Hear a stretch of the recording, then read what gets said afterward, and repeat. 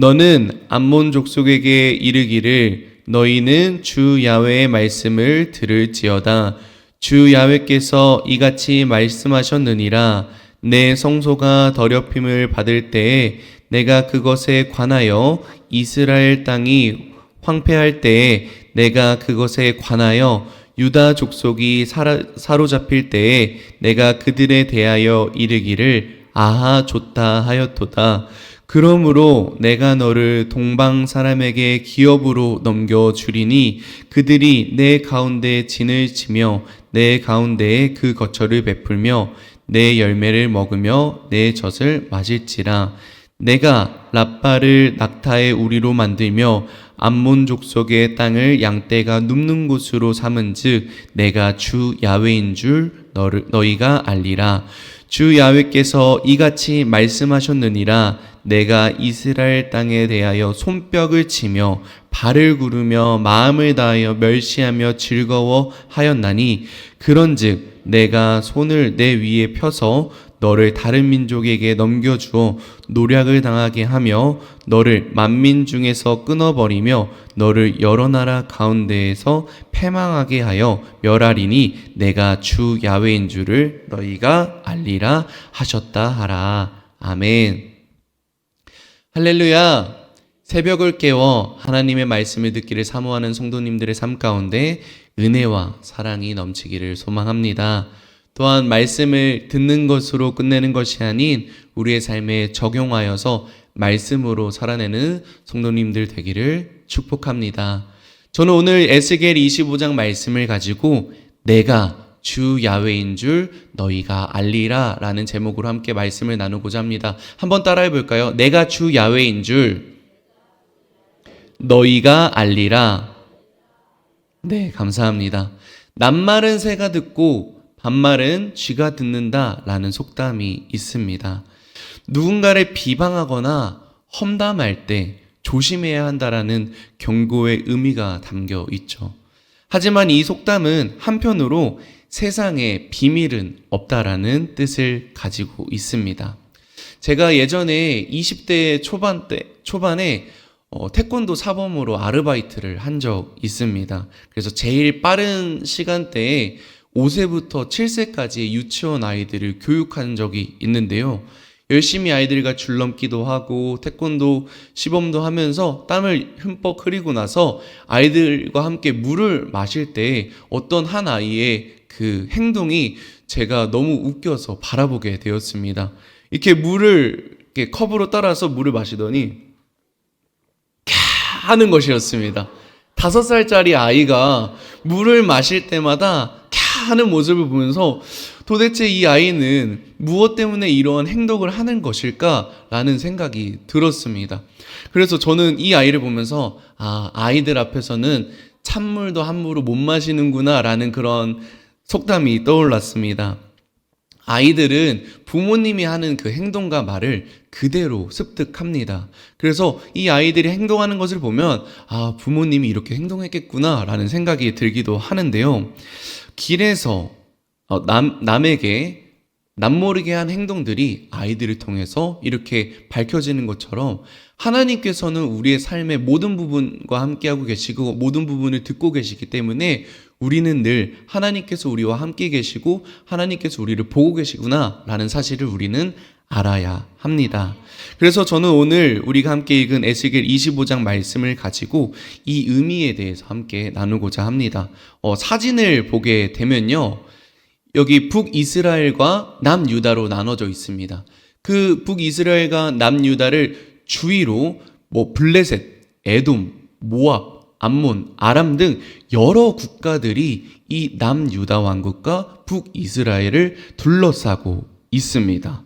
근데 남유다 왕국 주변에는 이러한 여러 나라들이 있었는데 이 주변에 있는 나라들이 남유다가 바벨론에 의해서 정복당할 때 그리고 심판당할 때, 멸망당할 때 이스라엘의 불행을 보고 그들이 기뻐하며 조롱하였다라고 오늘 본문 말씀에 나와 있습니다.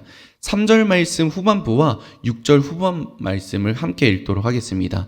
유다 족속이 사로잡힐 때에 내가 그들에 대하여 이르기를 아하 좋다 하였도다. 6절 말씀입니다. 내가 이스라엘 땅에 대하여 손뼉을 치며 발을 구르며 마음을 다하여 멸시하며 즐거워 하였나니. 이들은 단순히 이웃 나라가 멸망하는 것을 보면서 기뻐한 것이 아니라 아 좋다 하면서 기쁨을 감추지 못했고요. 손뼉과 발을 구르며 온 마음을 다해 멸시하고 즐거워했습니다. 심지어 바벨론이 이 남유다 왕국을 공격할 때 그 공격에 동참하였다라고 나와 있는데요. 그 당시에 민족들마다 믿고 있었던 우상 신들이 있었습니다. 그래서 전쟁을 이기게 하는 신들, 그리고 또한 그 나라에 있는 그런 재물들과 이런 곡식들이 잘 자라게 하는 풍요의 신 등 여러 가지의 우상신들이 많았습니다. 그래서 그들이 생각했을 때 이스라엘 민족이 믿고 있는 그 하나님은 우리가 가지고 있는 신보다 약한 존재구나 라는 생각을 하게 된 겁니다. 왜냐하면은 하나님의 백성이라고 하는 이 이스라엘 민족들이 심판받고 주변의 바벨론에 의해서 멸시당하고 하는 모습을 보면서 이 사람들이 그렇게 생각을 한 것이죠. 생각한 것으로 끝낸 것이 아니라 그들을 조롱하고 멸시하였다라고 나와 있습니다. 이 모든 행동의 이면에는 하나님의 백성이라 불렸던 이스라엘도 별것이 아니구나 라는 생각 때문에 그들은 하나님은 약한 신이구나 라는 생각을 가지고 있었습니다. 그런데 그들이 관과한 것이 있었습니다. 그것은 바로 바벨론을 사용하여서 이스라엘을 심판하고 계신 분은 바로 하나님이라는 사실입니다. 하나님은 이 심판과 시련을 통하여서 이 이스라엘 백성들이, 하나님의 백성들이 이제 이 우상숭배를 그만두고 하나님으로 다시 돌아오기를 원하였습니다. 하나님을 바로 알기를 원하였습니다. 하지만 이 이스라엘 백성들은 하나님께 돌아오지 못하고 하나님의 심판을 받게 된 것이죠. 그래서 하나님께서는 이 이스라엘 민족을 눈물을 머금고 심판하십니다. 그래서 이 바벨론을 사용한 것인데 그들은 눈앞에 보이는 이 힘과 눈앞에 보이는 이 논리에만 매몰되어서 그 배후에 계시는 하나님을 발견하지 못하였습니다. 그래서 멸시와 조롱으로 남유다 왕국을 그렇게 조롱한 것인데요. 하나님께서는 이들의 교만한 태도를 결코 그만두지 않으셨습니다. 5절 말씀을 함께 읽어보도록 하겠습니다. 내가 랍바를 낙타의 우리로 만들며 암몬 족속의 땅을 양떼가 눕는 곳으로 삼은즉 내가 주 야훼인 줄을 너희가 알리라. 아멘. 이 구절에 있는 랍바는요, 암몬의 자랑스러운 수도였습니다. 대한민국으로 말하자면은 서울과 같은 곳이었는데요. 랍바라는 뜻은 큰 성읍이라는 뜻을 가지고 있습니다. 상업적으로 번성하고 역사적으로 중요한 요충지였는데요.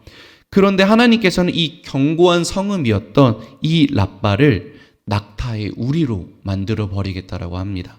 그리고 암몬의 땅을 양떼가 눕는 곳으로 만들어 버리시겠다고 이 에스겔 선지자를 통해서 선포하는 것을 우리가 볼 수가 있습니다. 이 심판의 가장 큰 이유는 바로 그들이 하나님을 잘 알고 있지 못했기 때문입니다. 그래서 25장 9절들을 보게 되면은 5절과 7절, 11절, 14절, 17절에 계속 반복적으로 등장하는 것이 있습니다. 내가 주 야훼인 줄을 너희가 알리라 라고 나와 있습니다. 이 말씀이 계속적으로 반복돼서 나오고 있는데요. 그 이유에 대해서 함께 간단하게 살펴보고자 합니다. 첫 번째는요, 하나님의 절대적 주권 선언입니다. 주변 국가들은 이스라엘이 멸망하는 것은 자신들의 우상이나 힘의 승리로 오해를 하였습니다. 하나님을 잘 모르고 있던 것이죠. 그러나 하나님께서는 이 모든 사건의 배후에 하나님의 주권적인 계획이 있었음을 선포하고 있습니다. 이 말씀은 너희가 믿는 우상이나 군사적 힘은 아무것도 아니다. 이 세상의 역사를 움직이는 분은 바로 나 야훼 하나님이다 라는 것을 선포하고 있는 것이죠. 하나님 야훼만이 이 모든 나라와 민족을 주관하는 절대적인 통치자임을 말씀하고 알게 하시고자 하는 것입니다. 두 번째인데요. 하나님의 공의로운 심판입니다. 암몬과 모압, 에돔, 블레셋 등 이 이스라엘을 둘러싸고 있는 나라들은요, 이스라엘의 고통을 보면서 조롱하고 멸시하고 기뻐하였습니다. 이는 하나님의 백성을 향한 조롱이었을 뿐만 아니라 그 백성의 하나님을 향한 멸시이기도 하였습니다. 하나님께서 그들의 불의한 행위에 대해서 반드시 공의로운 심판을 하시겠다라는 선포였는데요. 내가 주 야훼인 줄을 너희가 알리라 라는 이 말씀이 계속해서 반복되는 이유는 너희의 모든 악행을 내가 보고 내가 다 알고 있다라는 것입니다. 그래서 내가 너네가 하는 말을 다 듣고 있다. 그리고 그들의 합당한 심판을 내릴 것이다 라는 의미로 하나님의 공의의 심판이 실현된다라는 의미가 있습니다. 마지막 세 번째로 하나님의 신실하심과 언약의 재확인인데요. 내가 주 야훼인 줄 너희가 알리라, 이 말씀이 계속해서 선포되었던 이유는 이스라엘 백성에게도 굉장히 중요한 메시지였기 때문입니다. 이스라엘 백성들은 하나님의 심판으로 인해서 멸망했지만 주변 민족의 조롱받는 상황에서 우리가 하나님의 백성이고 이스라엘 민족인데 왜 우리는 심판당하는 것인가? 라는 그런 의문이 생기기 시작했습니다. 우리는 안전한데, 성전 안에 있어서 안전하고 주님의 성전이 여기 있고 성벽이 있는데 왜 우리는 이렇게 지켜지지 못하고 보호받지 못하는 것이지? 라는 그런 의문을 가지기 시작을 하였습니다. 그러나 하나님께서 주변 국가를 심판하심으로써 하나님께서는 여전히 이스라엘의 하나님이시며 하나님의 백성과 맺은 언약의 신실하심을 계속해서 보여주고 계십니다. 재확인시켜주고 계시는 것입니다. 내가 주 야훼인 줄 너희가 알리라 라는 말씀은 궁극적으로 하나님께서 이스라엘 백성을 지키시고 회복시킬 것이다 라는 메시지를 담고 있는 것입니다. 따라서 이 구절의 반복은 단순히 나는 하나님이다, 나를 잘 알아라 라고 하는 이 자기소개가 아니라 하나님의 주권과 공의 그리고 이 세상의 모든 것을 다스리고 있음을 선언하고 있는 것입니다. 이를 통해 하나님을 경외하지 않았던 민족들에게 심판을, 고통받고 있었던 이스라엘 백성들에게 위로를 주려고 하는 그런 목적을 가지고 있었습니다. 에스겔 25장에서 하나님께서 주변 국가들에게 반복적으로 선포하신 내가 주 야훼인 줄을 너희가 알리라 라는 그 말씀은 단순히 하나님의 누구이신지를 알려주고자 하는 경고가 아닌 이 모든 삶에 있는 영역이 하나님의 주권이고 하나님이고 주권 아래에 있는 공의로운 심판이 반드시 있음을 선포하고 있는 것입니다. 오늘의 이 말씀은 우리의 삶 가운데도 적용해 보아야 합니다. 우리의 인생은 하나님의 계획하심과 하나님의 섭리 가운데 흘러가고 있습니다. 그런데 우리에게 있어서 이 만나는 어려움과 힘듦은 우리가 도저히 감당하기가 힘듭니다. 하나님, 왜 저에게 이러한 시련을 주셨습니까? 왜 우리의 삶 가운데 이러한 고통을 주셨습니까? 따지고 싶은 마음도 들 것입니다. 하지만 우리는 오늘의 말씀을 기억하면서 하나님의 선하심과 인자하심으로 우리를 늘 좋은 길로 인도하고 계시는 분이 하나님이라는 그 사실을 우리는 깨달아야 합니다. 또한 주변 국가들이 이스라엘 백성들의 심판을 보고 조롱하고 기뻐하였습니다. 우리의 모습은 어떠한가요? 하나님을 믿고 있는 백성이었지만 나의 주변 이웃이나 주변 나라가 고통받고 있는 모습을 보면서 관심을 갖고 계신가요? 아니면은 그들을 향하여 기도하고 계신가요? 계속해서 진행되고 있는 전쟁과 우리의 세상 속에서 일어나고 있는 사건, 사고들이 너무나도 많습니다. 우리는 그들을 위해서 함께 기도해야 하는 것입니다. 또한 내가 정말 크리스찬으로서 내가 주변에 만나는 사람들에게 하나님의 사랑을 전달하고 있는지, 기독교인으로서 올바른 모습을 하고 살아가고 있는지 다시 한번 우리의 삶을 점검해 보아야 합니다.